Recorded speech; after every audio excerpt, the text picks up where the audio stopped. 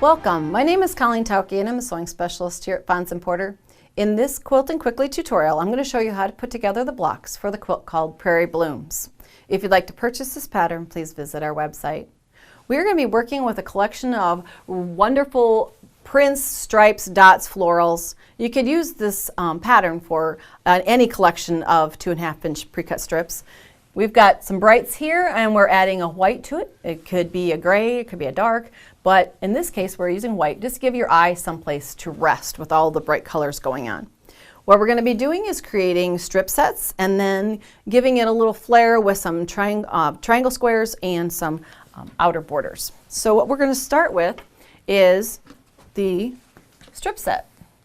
And you'll want to go down through your collection of fabrics and put together 5 that you would like to have in one strip set.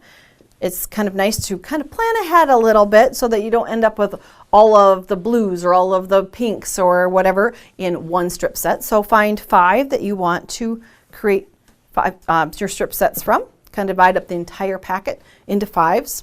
And then as you're creating your strip sets, make sure that you stitch in different directions. If you were making this as a strip set, join these 2, going one direction, come back, add the third, going in the opposite direction. By sewing in opposing directions as you add the strips, you'll keep your strip set nice and square and it won't get stretched in one direction. The presser feet and the feed dogs on your sewing machine seem to have a little bit of drag, and you can kind of get a distortion so that your whole strip set starts to get an angle to it if you're sewing from one end. And I know this because I've had it happen before, so good tip. Change your directions when you're stitching. Also remember to take time as you add each strip set or each strip to go to the iron and press to get a nice flat product. If you press as you go, you have a nicer outcome in the end. So once you've created your strip set, you need to cut segments, and I've got one already cut here. I've got one triangle already added. We're going to be adding another here in a minute, but you can see you'll go down through all of your strip sets, cut these segments, and then you'll be ready to do the triangle addition. Our strip set then has 2 triangles added on opposite corners. So like this, we have one here, we're going to add one here. And that process is a simple diagonal seam. You take your squares of background fabric and using your favorite marking tool, you're going to just make yourself a line diagonally, corner to corner, and that will be your stitching line. We're going to add this to the corner here, not to the adjacent one, but to the opposite corner, and make sure that you align it outside edge here nice and even, and then we're going to stitch directly across. We're going to take that to the machine, and this might be a good project to sew with a friend or a new beginner, because those seams are just sewing on the line.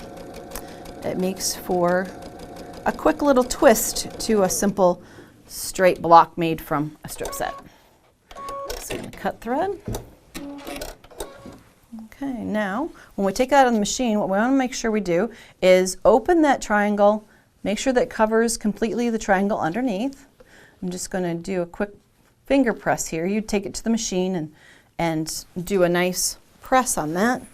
But for time's sake, we're going to come back under and take away just the 2 underneath layers and leave approximately a 1/4 inch seam allowance. It can be done with a rotary cutter too, but scissors work fine. And then we will have a block like this, so we have the opposite corners replaced as white triangles. Then we're going to be adding to our block 2 rectangles of background, a shorter one on this side that's parallel to the strip set, and the longer one is going to go across this end where you see the ends of the different prints, and that will create all of the blocks that you need for Prairie Blooms. Once you have all of your blocks constructed, it's just about all about the position of the block. So they alternate the L shape here and then at the top. So follow your diagrams in your pattern for the construction of the number of blocks in each row and the number of rows you need to create your quilt top. Thanks for joining me today. If you'd like to see more of our Quilting Quickly tutorials, please visit our website.